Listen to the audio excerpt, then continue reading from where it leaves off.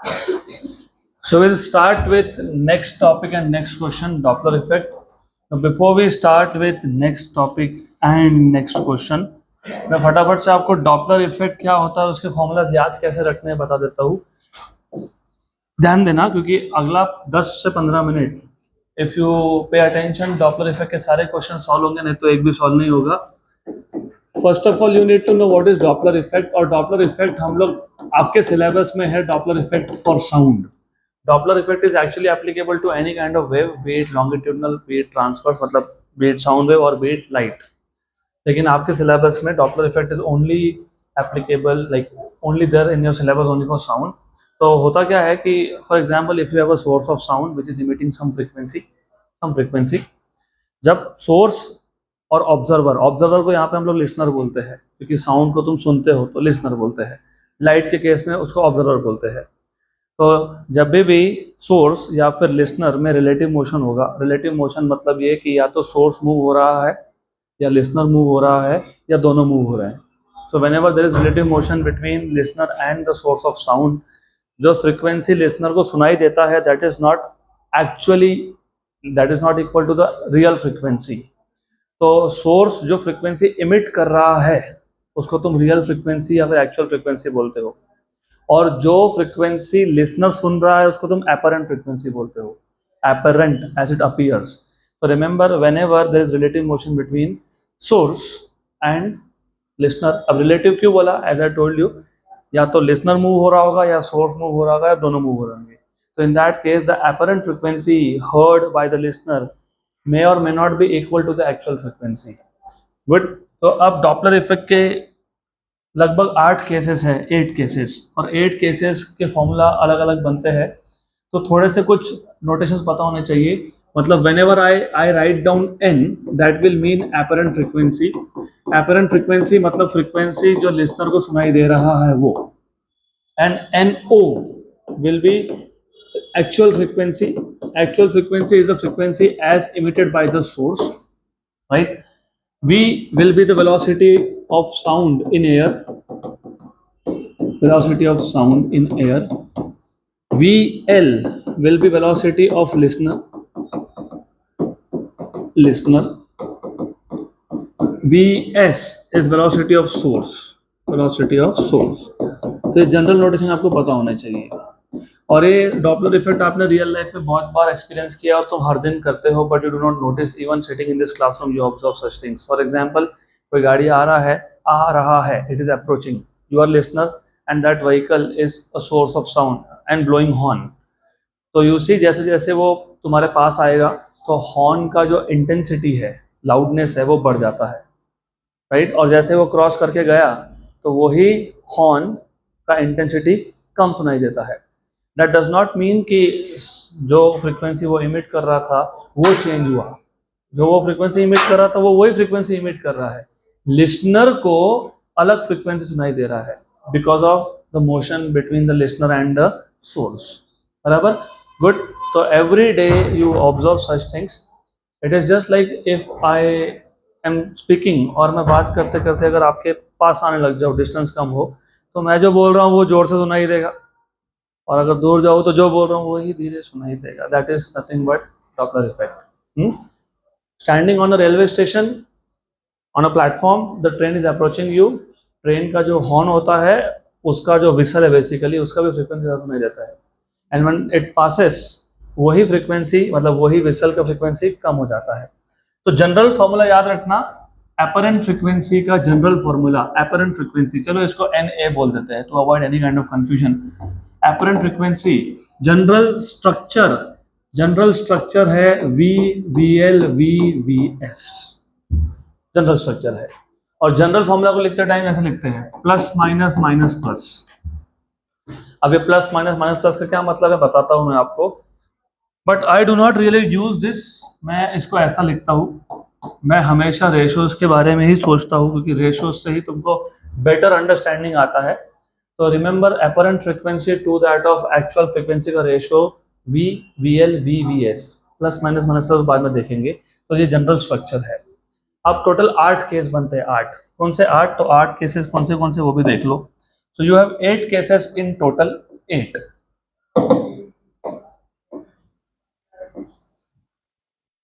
विच eight में से पहला, first of all you can keep any one at rest, मतलब मान सकते हो कि तुम सोर्स मूविंग है, लिसनर रेस्ट पे, जो भी आपको लेना है वो ले लो। तो I start with source and listener, source and listener. हर जगह पे हम लोग सोर्स एंड लिसनर ही देखने वाले हैं, सोर्स एंड लिसनर। तो we start with first case, source को रेस्ट पे रख देते हैं। Source is at rest and listener is moving, source is at rest and listener is moving. तो दो केसेस बनेंगे। अब सोर्स रेस्ट पे है तो जो, फॉर एग्जाम्पल क्लास के बाद तुम घर पे जाओगे, कहीं तो एक बड़ा स्पीकर लगा होगा, वहां से साउंड आ रहा है, वो सोर्स है, और वो स्पीकर जहाँ है वहीं है, तुम लिसनर हो, तुम मूव हो रहे हो। तो तुम मूव हो रहे हो मतलब लिसनर मूव हो रहा है, तो दो केसेस है, एक मूविंग टूवर्ड्स, एक मूविंग अवे। तो listener moving towards, listener moving towards और लिसनर मूविंग अवे।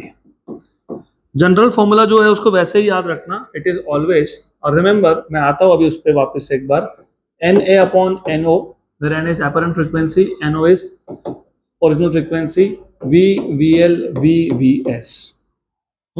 अब यहाँ पे ना, यहाँ पे आपको सिर्फ याद ये रखना है, जब अप्रोच का केस हो, अप्रोच का मतलब होता है डिस्टेंस कम होना, डिस्टेंस कम होना। जब अप्रोच का केस हो तो apparent frequency is greater than actual frequency, मतलब जब डिस्टेंस कम हो रहा है तो जो भी फ्रीक्वेंसी लिसनर को सुनाई दे रहा है वो एक्चुअल से ज्यादा है, इसका मतलब रेशियो ग्रेटर देन 1 है, रेशियो ग्रेटर देन 1। और जब रिसीड का केस हो, रिसीड का मतलब होता है डिस्टेंस बढ़ना, डिस्टेंस बढ़ना। जब डिस्टेंस बढ़ता है तो एपरेंट फ्रीक्वेंसी जो होता है वो एक्चुअल से कम होता है, तो एपरेंट बाय एक्चुअल का रेशियो लेस देन 1 होता है। अब बस यही याद रखना है, जब डिस्टेंस कम हो रहा है, डिस्टेंस कम हो रहा है तो apparent frequency is greater than actual, और जब डिस्टेंस बढ़ रहा है, रिसीड बोलते हैं उसको, तो उस केस में apparent frequency is less than actual. तो ratio is greater than 1 and ratio is less than 1। बस इतना याद रखना है तुमको, सारे तुम्हारे 8 केसेस सॉल्व हो गए, कोई प्रॉब्लम ही नहीं है। Who was at rest, source, मतलब VS की वैल्यू 0, और लिसनर मूविंग टूवर्ड्स है, टूवर्ड्स और डिस्टेंस क्या हो रहा है, कम, डिस्टेंस कम होगा तो रेशियो ग्रेटर देन 1, रेशियो को ग्रेटर देन 1 होने के लिए numerator should be greater than denominator, तो बीच में आ गया प्लस साइन, डन, बन गया। देन सिमिलरली दूसरे केस में भी, who was at rest, source was at rest and listener was moving away, listener was moving away, तो ratio less than 1, ratio less than 1 कब होता है, जब numerator is less than denominator. तो अगर डिनोमिनेटर बड़ा है तो यहाँ पे नीचे अगर V है तो ऊपर V माइनस समथिंग होना चाहिए, माइनस समथिंग। बन गया formula, so that is the formula you get. अब इसके बाद नेक्स्ट केस है, now what we will do is, हम लोग अभी लिसनर को रेस्ट पे कर देते हैं और सोर्स को मूव करने के लिए करेंगे। तो listener will be now at rest and source will be moving. तो इसमें भी दो केसेस बनेंगे, there are two cases. If the source is moving towards, listener तो रेस्ट पे है, और यहाँ पे ये अवे का केस हो जाएगा और लिसनर रेस्ट पे है। तो इस केस में भी जनरल स्ट्रक्चर तो सेम ही बनने वाला है, Na by NO, V VL V VS बराबर। यहाँ पे who is at rest, listener, तो न्यूमरेटर में से V आएगा, और source is moving towards the listener.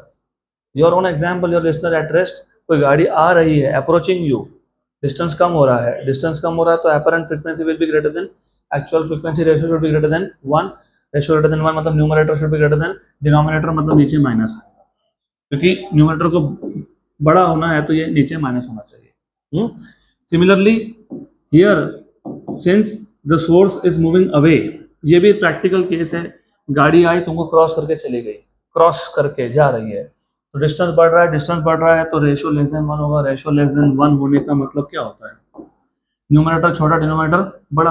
अब डिनोमिनेटर बड़ा कैसे करोगे, तो बीच में प्लस साइन लगाओगे, ऊपर V है नीचे V प्लस समथिंग है, नीचे v प्लस समथिंग होगा तो डिनोमिनेटर बड़ा होगा ना, न्यूमरेटर छोटा होगा, क्योंकि यहाँ पे v था, यहाँ पे v प्लस समथिंग होना चाहिए।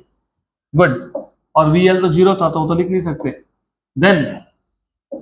Then if both are moving, हाँ बोथ आर मूविंग, अब बोथ आर मूविंग में दो केस आते हैं फिर, both are moving towards each other, both are moving away from each other, towards each other, away from each other. For example, दूर से दिख गया दोस्त, अरे इधर आ, हम भी जाते हैं वो भी आता है, टुवर्ड्स, बात हो गई, चल जा, अब जा तो जा, डिस्टेंस इज इंक्रीजिंग, तो both are moving towards, both are moving towards, towards मतलब डिस्टेंस कम होना, डिस्टेंस कम होने का मतलब होता है कि रेशो, मतलब apparent frequency is greater than actual frequency, तो ratio is greater than 1, ratio is greater than 1, ratio is greater than 1, याद रखना।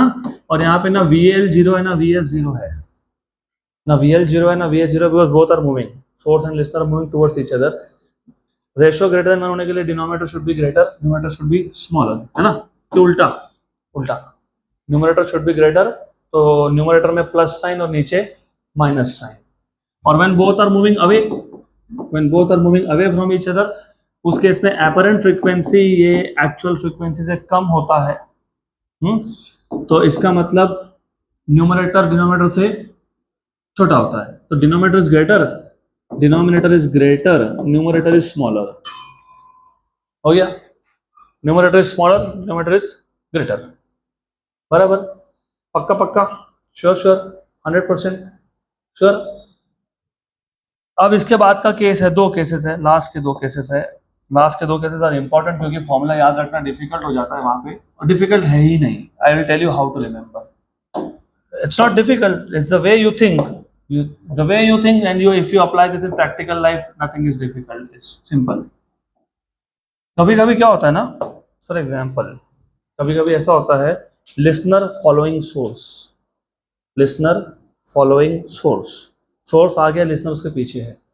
एग्जाम्पल, अभी 2 दिन पहले यू सी बहुत सारे डीजेस थे, तो डीजे में क्या होता है, डीजे में नाचने वाले लिसनर पीछे होते हैं और स्पीकर आगे होता है, तो listener following source, listener following source, तो जब लिसनर फॉलोइंग सोर्स हो, लिसनर फॉलोइंग सोर्स हो, तो उस केस में लिसनर फॉलोइंग सोर्स, उस केस में न्यूमरेटर और डिनोमिनेटर दोनों में प्लस प्लस लगता है, प्लस प्लस, तो Na/NO equals to V plus VL upon V plus VS plus plus, listener following source, listener following source, listener following source. अभी याद रखना, that is why give practical example, क्योंकि practical example याद रहते हैं।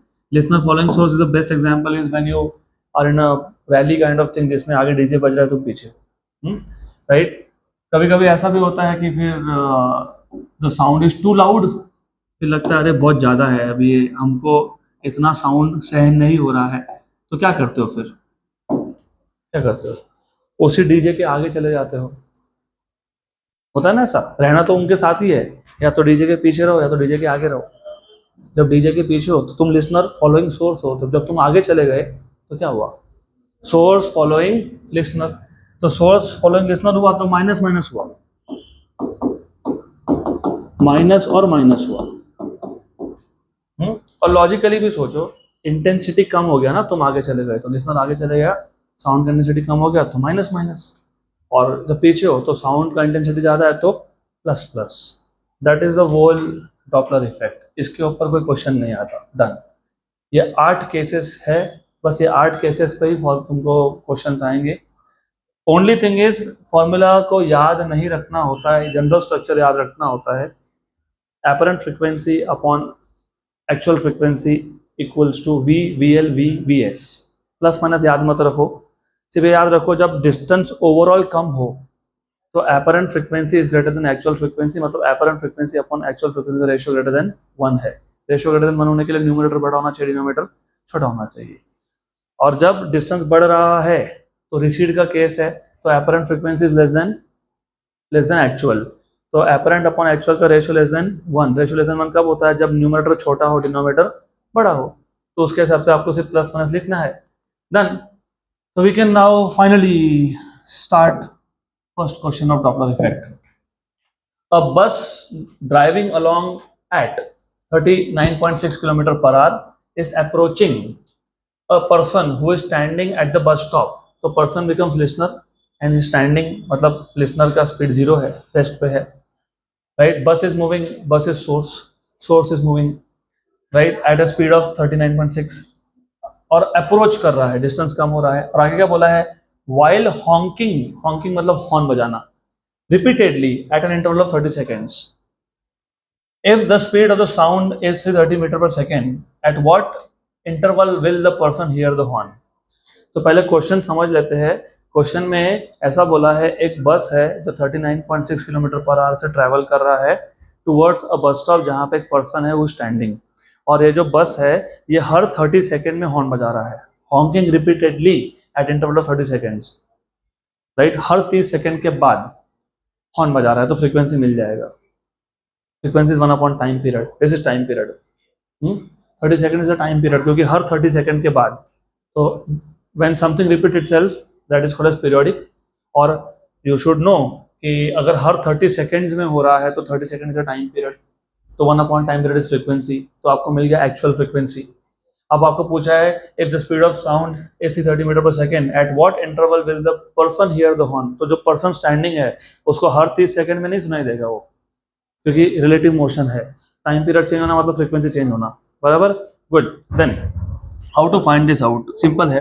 मतलब आपको एपरेंट फ्रीक्वेंसी फाइंड करना है। You are suppose to find out apparent frequency upon actual frequency equals to v upon vs। vl तो 0 हो गया क्योंकि लिसनर वाज स्टैंडिंग, और डिस्टेंस कम हो रहा था क्योंकि अप्रोचिंग मोड यूज किया है।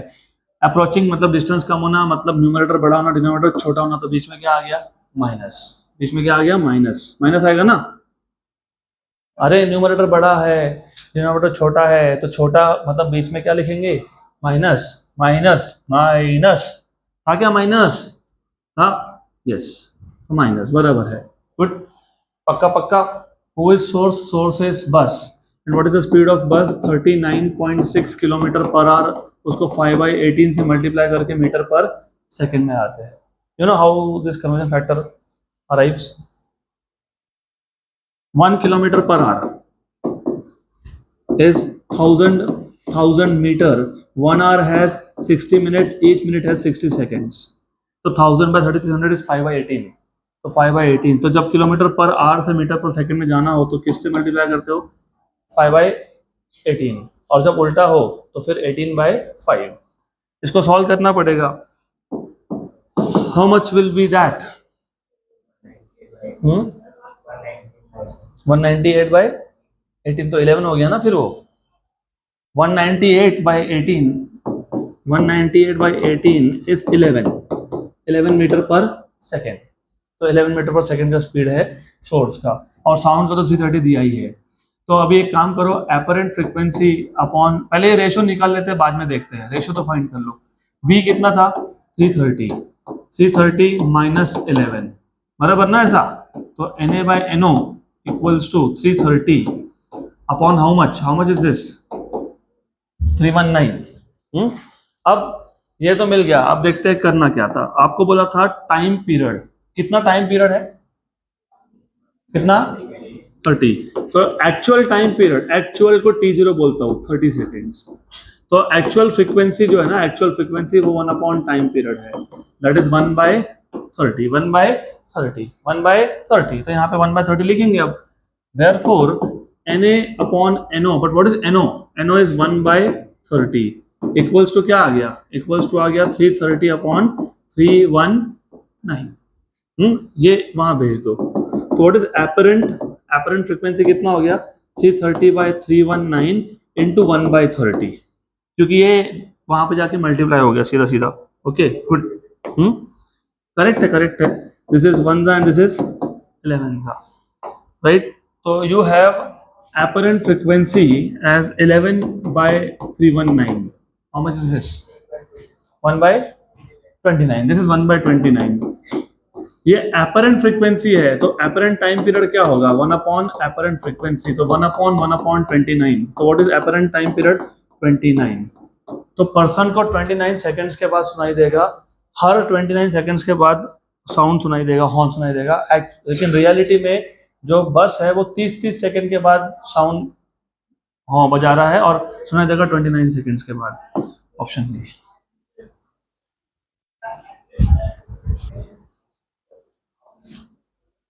Next question,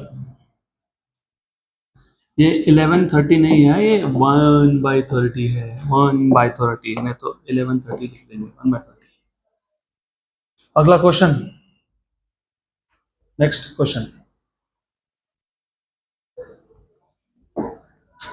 question number 2।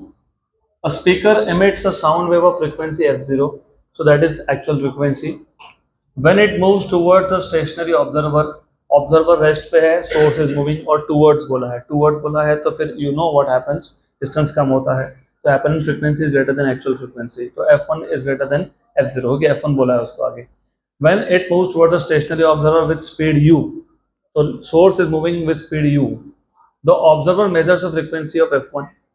If the speaker is stationary, so instead of speaker moving, now the speaker is stationary and the observer moves towards it with speed u. The measured frequency is f2. Then f1 greater than f2 है, f1 equal to f2 equal to f0 है, f1 less than f2 है, f1 equal to f2 greater than f0 है। बताओ क्या करेंगे?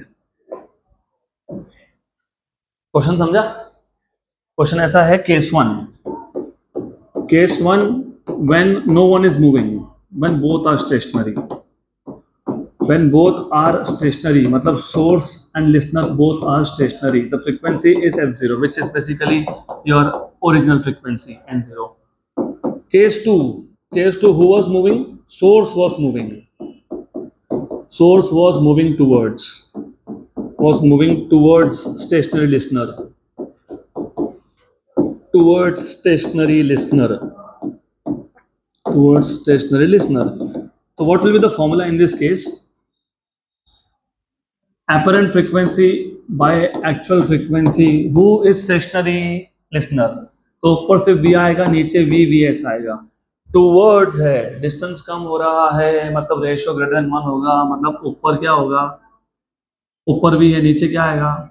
Minus की plus, minus. Very good. इसको f1 बोला है, और ये तुम्हारा f0 है, और v को u बोला है क्वेश्चन में, बोला ना u, yes, u sorry v को v बोला है, v is v, vs is u, v is speed of sound in air, vs is source speed, that is u। अब f1 by f0, इसको थोड़ा सा मेरे को एडजस्टमेंट करना पड़ेगा। I want to simplify this. तो सिंप्लीफाई कैसे करोगे भाई? How do simplify this? How do simplify? Can I write down this as u minus u plus v upon v minus u? कर सकता हूँ कैसे? हाँ, क्यों कर रहा हूँ बाद में समझेगा तुमको। f1 by f0 equals to, अब ये जो है माइनस यू प्लस वी, इसको मैं ऐसा लिखूँ क्या?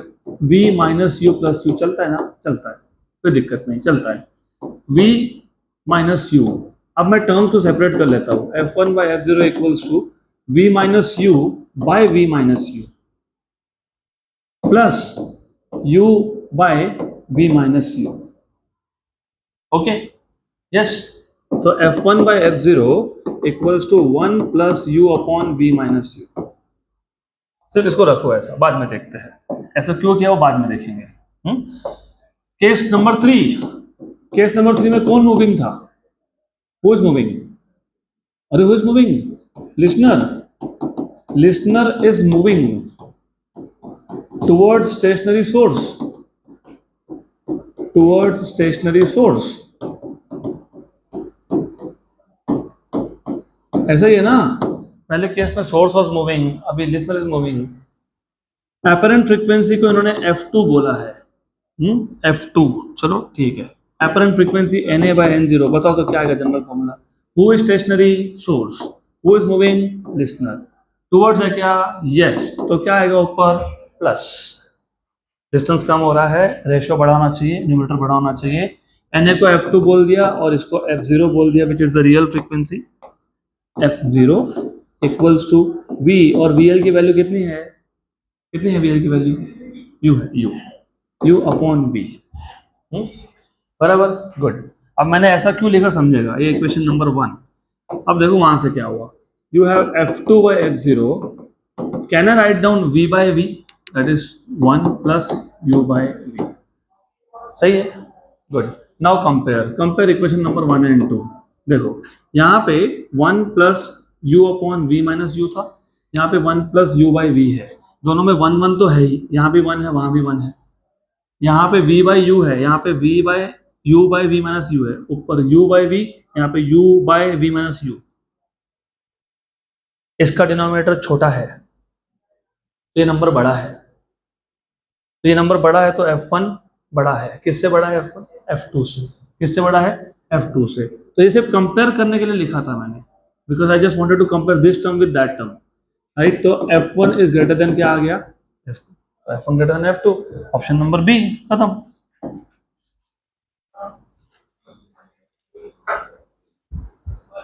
तो अभी याद रखना है, इसके बाद से क्या याद रखोगे, अगर सोर्स स्टेशनरी लिसनर के पास जा रहा है विद सम स्पीड, और अगर लिसनर सोर्स के पास आ रहा है विद सेम स्पीड, तो अपरेंट फ्रीक्वेंसी ज्यादा कब होती है, when the source is moving towards listener. अगर ये याद रहता तो सॉल्व ही नहीं करना पड़ता, तो direct option number B. But ठीक है, next time you need to remember. Question number 3, an observer मतलब listener moves towards the stationary source, तो VS0 VL0 नहीं है, with speed of 1/5 of speed of sound. तो जो लिसनर का जो स्पीड है वो 1/5 ऑफ स्पीड ऑफ साउंड है, मतलब VL is V/5। The wavelength and frequency of the source emitted are lambda and f. So actual wavelength is lambda and actual frequency is f. The apparent frequency and wavelength recorded by the observer respectively are. Simple सा question है। Apparent frequency upon actual frequency equals to who is moving, observer मतलब listener, who is stationary, source। तो source जो नीचे होगा denominator में नहीं आएगा, और कहाँ बोला है towards बहुत, रेशियो क्या होता है, ग्रेटर देन 1 से बड़ा होने के लिए न्यूमरेटर क्या होना चाहिए, बड़ा, प्लस हो गया। और जो एक्चुअल फ्रीक्वेंसी है वो पूछा है, और जो रियल फ्रीक्वेंसी उसको एफ बोला है, और आपको साथ में ये भी बोल दिया कि जो लिसनर का स्पीड है वो स्पीड ऑफ साउंड बाय 5 है, V/5 है, तो V। तो ये हो गया Na/F, V plus V/5 is 6V/5, 6V/5 upon V, बराबर। कैंसल एंड कैंसल, तो you have apparent frequency upon actual frequency 6/5 is 12/10, which is 1.2। तो apparent frequency is 1.2 times of f, 1.2f, 1.2f, 1.2f कहाँ दिख रहा है आपको, दो जगह पे है। गुड। तो अभी वेवलेंथ भी चेक करना पड़ेगा, फिर वेवलेंथ भी चेक कर लो, वेवलेंथ भी चेक कर लेते हैं। Simple, how do you find out wavelength? अरे फ्रीक्वेंसी और वेवलेंथ,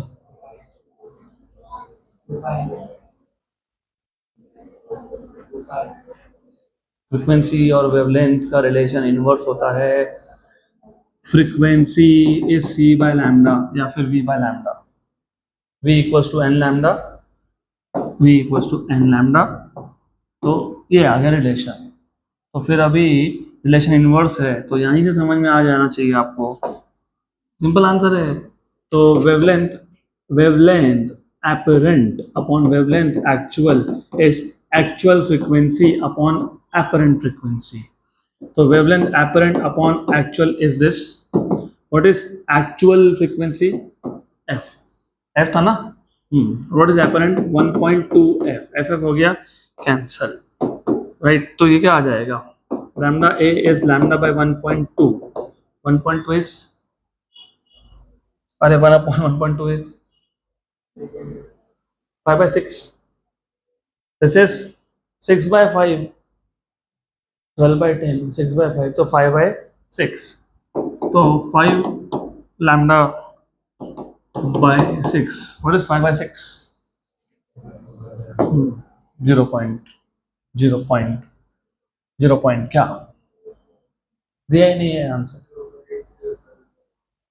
आंसर ही नहीं दिया है, दिया क्या आंसर कर, वेवलेंथ क्यों चेंज होगा, वेवलेंथ चेंज होता है, इसलिए तो फ्रीक्वेंसी भी चेंज होता है, क्योंकि स्पीड कांस्टेंट है ना, साउंड का स्पीड एयर में is constant.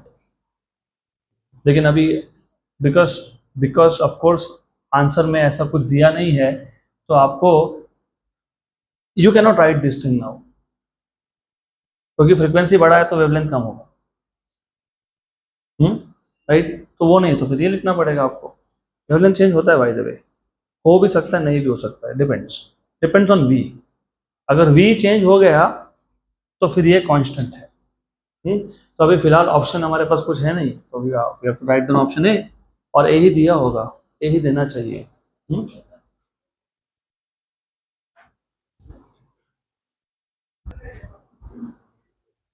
Next question, question number 4th।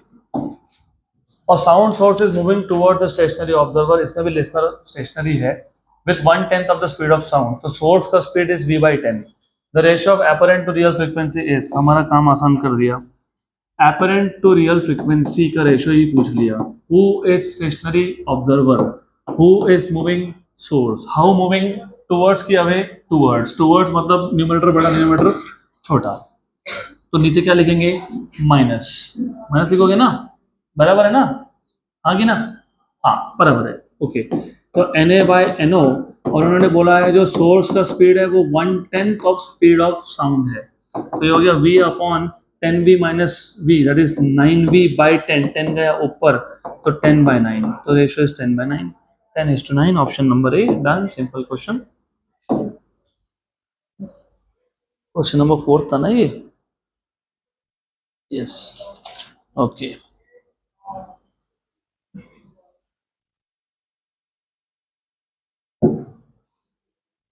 Quick,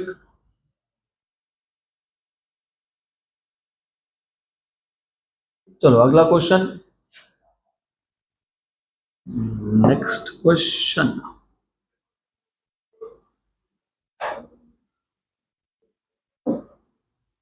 Suppose that the speed of sound in air at a given temperature is 400 meter per second.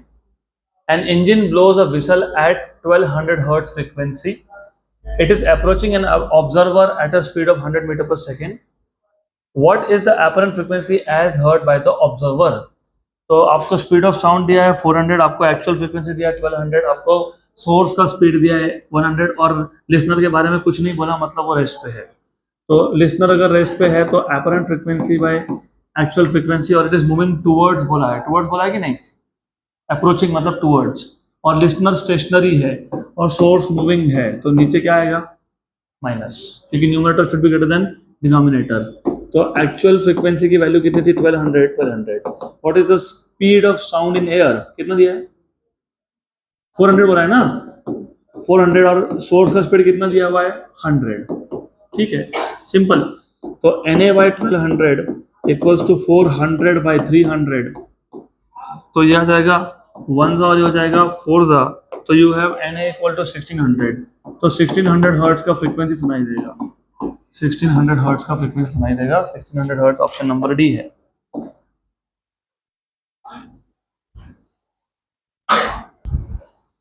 अगला question, ये अच्छा क्वेश्चन है, इस type के और भी क्वेश्चंस आगे आएंगे। A whistle revolves in a circle with angular speed of 20 radian per second using a string of length 50 centimeter. If the frequency of the sound from the whistle is 385 hertz, then what is the minimum frequency heard by an observer which is far away from the center in the same plane? V is 340 meter per second. Excellent question. तो पहले पूरा question समझ लो। हमारे पास एक whistle था, हमने उस whistle को एक थ्रेड से बांध दिया और उसको हम लोग सर्कल में घुमा रहे हैं, राइट। तो यहाँ पे जो सोर्स है वो घूम रहा है, वो स्टेशनरी नहीं है, वो घूम रहा है, लेकिन वो सर्कुलर पाथ पे घूम रहा है। तो you have something like this. तो इस पाथ पे सोर्स मतलब विसल घूम रहा है। अब मान लेते हैं कि ये विसल है, थोड़ा सा अच्छे से ध्यान देना, नहीं तो क्वेश्चन नहीं समझेगा। अभी विसल घूम रहा है, तो ये विसल ऐसा जा रहा है, सही है ना, ऐसा जा रहा है। तो जब वो ए पॉइंट पे आएगा, वो कहाँ पे पॉइंट करेगा, अगर मैं मान लेता हूँ ये सेंटर है, और मैं मान लेता हूँ कि ऑब्जर्वर यहाँ पे है, observer is somewhere over here, listener is here. तो जब वो ए पॉइंट पे आएगा तो उसका मोशन टूवर्ड्स है, टूवर्ड्स टूवर्ड्स टूवर्ड्स, तो डिस्टेंस कम होता है, और डिस्टेंस कम हो तो एपरेंट फ्रीक्वेंसी ज़्यादा होता है, तो ज़्यादा होता है तो यहाँ पे मैक्सिमम फ्रीक्वेंसी है। This is the place of maximum frequency, max frequency. और जब वो यहाँ आएगा, बी पे आएगा, तो वो यहाँ जा रहा है, मतलब कहाँ जा रहा है, अवे जा रहा है। और जब अवे जाता है तो फ्रीक्वेंसी क्या होता है, मिनिमम होता है। तो मिनिमम फ्रीक्वेंसी का पॉइंट कौन सा है, बी पॉइंट, राइट। जब वो सी पे या जब वो डी पे होगा तो फ्रीक्वेंसी में नो चेंज है, क्योंकि मोशन का direction is not towards the listener. तो सी एंड डी पे जो भी फ्रीक्वेंसी सुनाई देगा ना आपको, दैट इज एक्चुअल फ्रीक्वेंसी। तो एपरेंट इक्वल टू एक्चुअल, क्योंकि सी पे और डी पे it is going down here, तो लिसनर के लाइन में मोशन ही नहीं है, तो फ्रीक्वेंसी चेंज कब होता है, जब motion is along the line of listener. तो सी और डी पे जब होगा तो नो चेंज, ए पे होगा तो टुवर्ड्स होगा मैक्सिमम, और बी पे होगा तो अवे होगा मिनिमम। तो आपको बोला है मिनिमम फ्रीक्वेंसी मतलब बी पे फ्रीक्वेंसी फाइंड करना है, और at point B it is moving away, it is moving away, who is moving away, who is moving away, source, but listener is stationary. और आपको क्या पूछा है, आपको पूछा है एपरेंट फ्रीक्वेंसी। तो एपरेंट फ्रीक्वेंसी में जब एपरेंट फ्रीक्वेंसी में जब लिसनर स्टेशनरी हो तो ऊपर भी आता है, और सोर्स मूविंग हो तो ऐसा आता है। और अगर तुमको मिनिमम की बात करनी है, मिनिमम की बात करनी है, तो numerator should be greater than denominator, पक्का। तो इधर क्या लिखेंगे, माइनस, पक्का plus, very good, good good. Denominator छोटा होना चाहिए ना, तो नीचे प्लस आएगा। माइनस लिख दिया तो तुम ए केस पे आ गए, तो याद रखना है सब।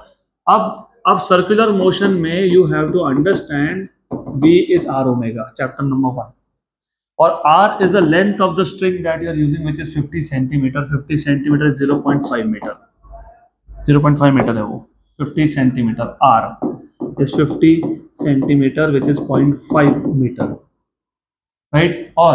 और जो ओमेगा की वैल्यू है वो कितनी है, 20 है, 20। तो you have 0.5 into 20 which is basically 10। तो सोर्स का स्पीड हो गया 10, और साउंड का स्पीड दिया हुआ 340। तो do you have NA upon NO, what was the actual frequency, 385। 385 equals to V की वैल्यू कितनी दी है, 340। तो 340 प्लस 10, 350। तो NA equals to 340 upon 350 into 385, बराबर। Do you know 35 10s and 35 11s? 0 0 गया गया। What is 34 into 11? 34 into 11 is 34 into 10, 340 plus 34, 374।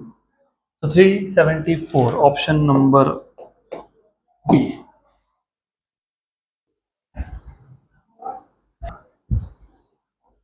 Next question, अगला question, चलो ध्यान दो यहाँ पे।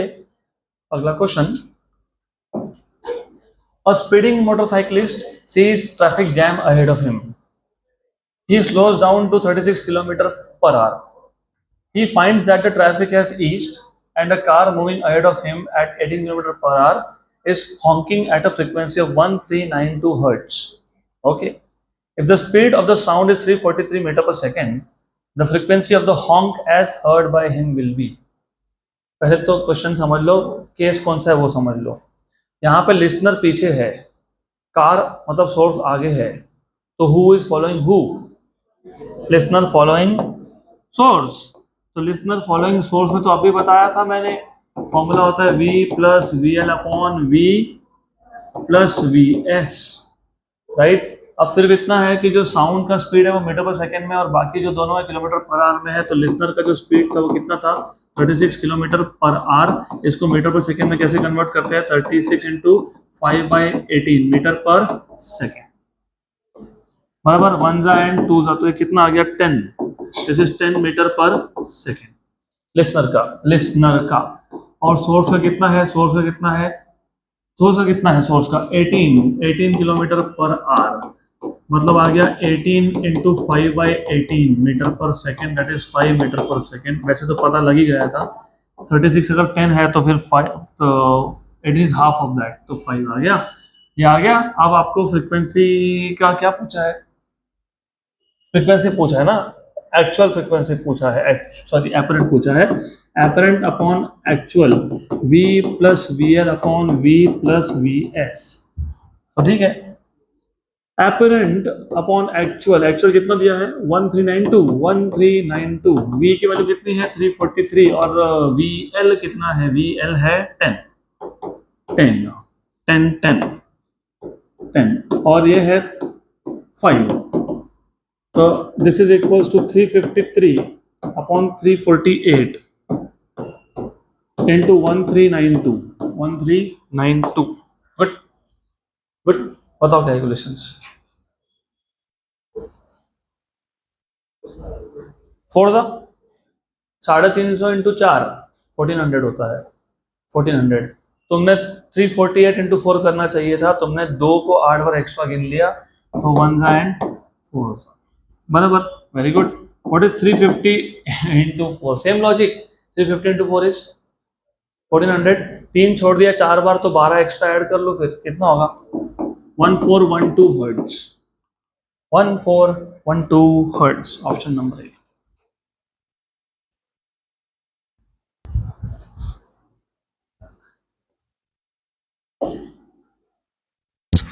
So next question, अगला question, a source producing sound of frequency 170 hertz, source producing मतलब actual frequency, is approaching a stationary observer, VL is 0, with a speed of 17 meter per second. The source is moving towards a stationary observer with a speed of 17 meter per second. The apparent change in the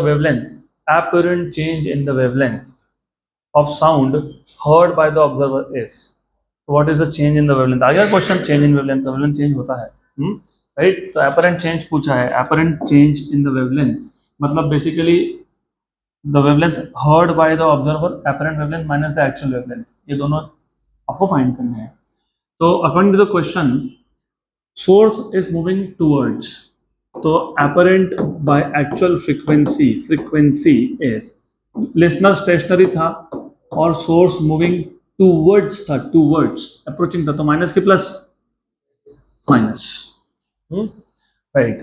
v की value दी है 340, yes, तो N A by N O, N O दिया गया, NO 170, NO is 170, 170, और ये दिया है 340, और 340 में से what is V S, it is 17, 17, तो ये हो गया N A equals to 340 by 323, और ये 170 यहाँ पे आ गया, बराबर। बट 17 माइनस करके तुमको ये उन्होंने हेल्प की है, तो दे आर टेलिंग यू कि ये 17 के फैक्टर्स है, 17 के फैक्टर्स है। व्हाट इज 17 10 सा 170, व्हाट इज 17 20 सा 340, 17 19 सा, दिस इज 19 सा, दिस इज 19 सा, दिस इज 20 सा, तो they are helping you out by subtracting, like telling you to subtract 17, तो हो गया। अब ये आपका एपरेंट फ्रीक्वेंसी है, आपको पता है apparent wavelength is 1 upon apparent frequency, तो इसका जस्ट रेसिप्रोकल ले लो, रेसिप्रोकल क्या आ जाएगा 19 upon 34 into 10 raise to 2, 3400, 34 into 10 raise to 2, keep it like this, फिलहाल कुछ मत करो, फिलहाल do not do anything, keep it like that. What was the actual wavelength? You know, actual frequency will be speed upon actual wavelength. So what is actual wavelength? V by actual frequency. And you know, actual frequency कितना दिया है तुमको? 170, and that is 340, 340 ना ये? तो ये आ गया आपका, ये आपका नहीं, वो तो ठीक है, वो तो आएगा, I was just checking this, पक्का ना? Sure, sure, sure. ये तो 2 मीटर का है, बट वो फाइन करना पड़ेगा, वो बहुत ही छोटा हो रहा है, it's too small. Did I take the ratios correctly? v 340, 340, 17 and correct है, this is fine, correct, that is also correct, correct, correct, correct, correct, correct, correct. 10 raise to -2 -2 -2 -2, ये गलती की ना मैंने. Who will tell me that I did not write v here? You have to tell me. v रह गया, इतना छोटा कैसे हो सकता है? नहीं हो सकता वो, बराबर है. अभी ठीक है. 1 and 10. Okay, now it is fine. Now it is just correct. No issues. हो गया. वो proportionality लिखने गया था मैं. And how much is this now? फटाफट. 1.9. 1.9 तो हो गया. 0.1 is the apparent change. So it is basically lambda naught minus lambda a.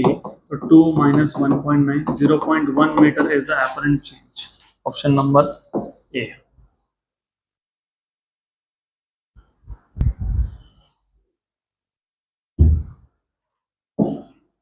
Next question. अगला question.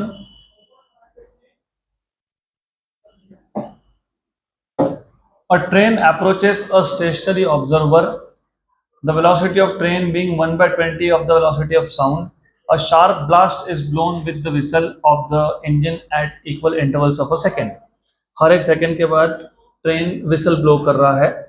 The interval between the successive blast as heard by the observer is. वही same question है जो question number 1 था आज का. Actual time period जो था वहां पे 30 था. यहाँ पे जो एक्चुअल टाइम पीरियड है वो 1 सेकेंड है. वहाँ 30 था. तो यहाँ पे जो एक्चुअल फ्रिक्वेंसी है वो 1 अपॉन टाइम पीरियड है. 1/1 इज 1 हर्ट्ज. तो actual frequency is 1 hertz. Right. And apparent frequency upon actual frequency is equals to who is stationary, listener is stationary, who is moving, source is moving, how moving, towards moving, approaching मतलब towards मतलब नीचे क्या आएगा? Minus. पक्का ना minus. Distance कम हो रहा है, न्यूमरेटर बड़ा होना चाहिए, डिनोमिनेटर छोटा होना चाहिए. बराबर है. बराबर है. Yes. What is the value of vs? vs is v/20 और n 0 की वैल्यू 1 है तो na upon 1 equals to v upon v minus v/20. तो na equals to v upon how much is this? 20v minus v, that is 19v/20. तो 19v/20 मतलब v हो गया cancel. तो एपरेंट फ्रीक्वेंसी हो गया 20/19. तो एपरेंट टाइम पीरियड हो गया 1 अपॉन एपरेंट फ्रीक्वेंसी. इसका उल्टा दैट इज 19/20. बराबर. सही है. करेक्ट है. यस करेक्ट है. 19/20. What is 19 by? हाँ दिया directly. Option number C.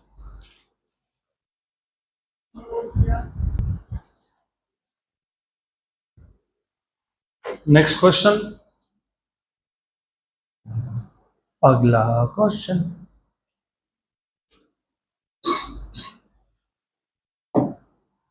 A whistle of frequency 500 Hz tied to the end of a string of length 1.2 meter revolves at 400 revolutions per minute.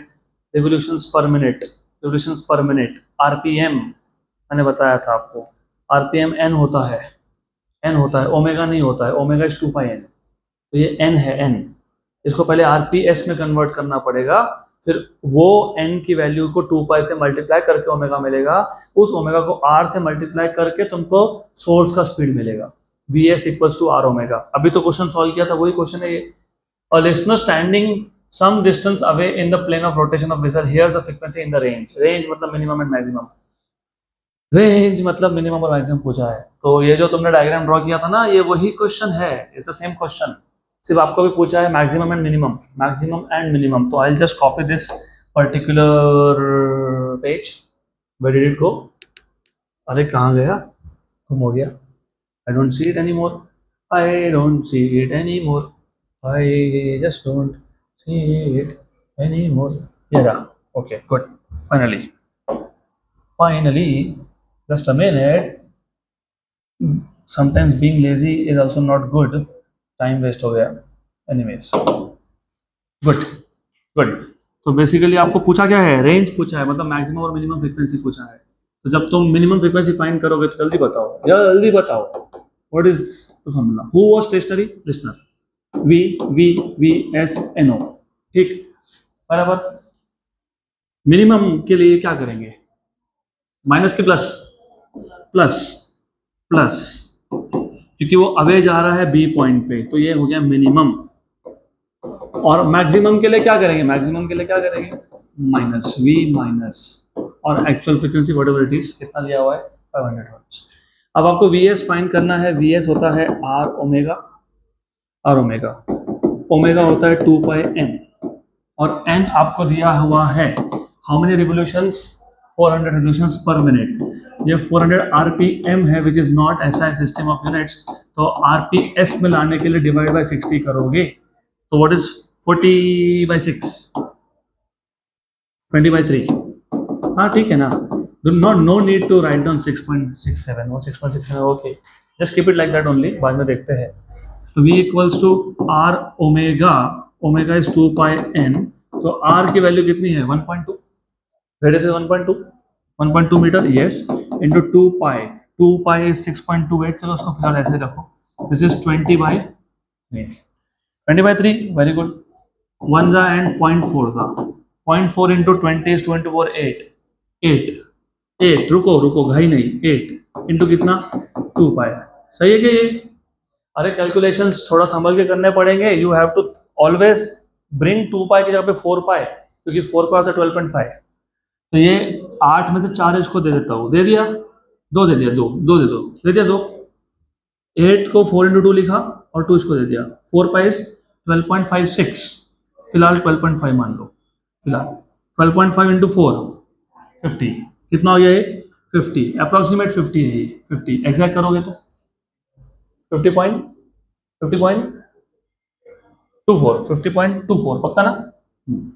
तो 50, चलो 50 मान लेते हैं फिलहाल, 50 metre per second, temporary is okay, done. अब इसी भी value substitute करनी है आपको यहाँ पे, तो what will be the minimum frequency, minimum frequency के लिए लिखोगे तुम v upon v plus into actual, v की वैल्यू कितनी दी है v, how much is v 340, तो 340 upon 340 plus 50, what is the actual frequency, how much was the actual frequency 500 hertz, 500 hertz, तो 340 upon 390 into 500, 34/39, 34/39, how much is 34/39, 39/40 भी कर सकते थे वैसे तो, ठीक है, I just do it exact, 34 divide by 39.87 into 500, 435.89, तो ये आ जाएगा 434 कितना था 35.89 hertz, that is the minimum frequency.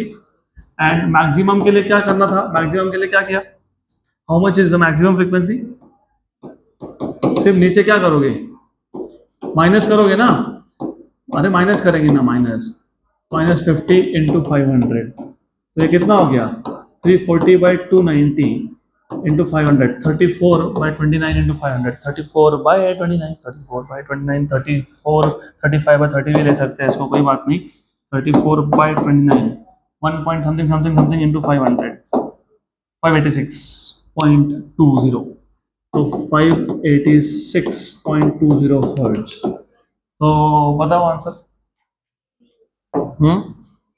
A 436 to 586।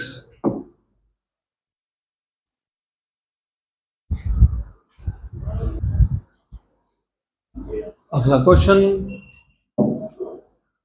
Next question,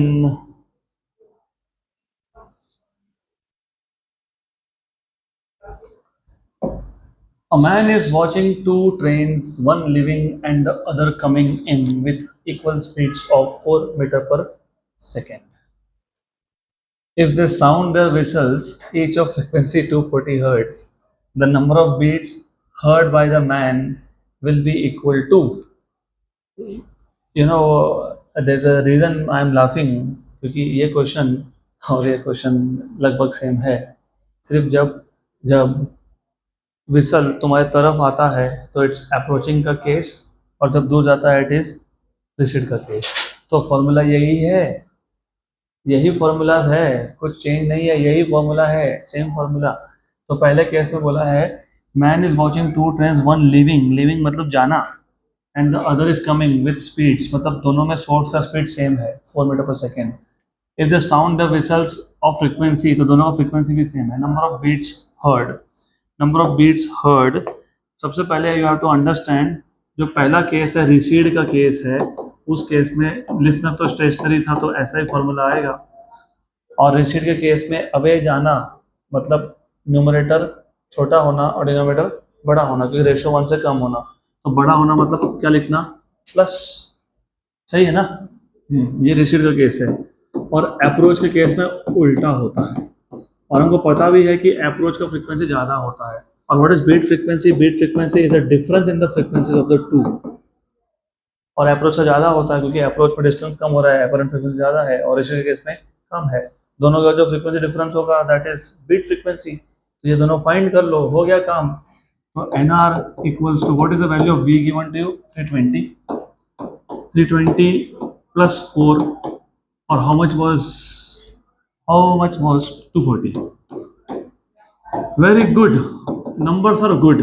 numbers अच्छे हो तो कैलकुलेशन फास्ट हो जाते हैं। बताओ बताओ कैलकुलेशन बताओ। अरे ये सब 4 के फैक्टर्स चल रहे हैं इधर।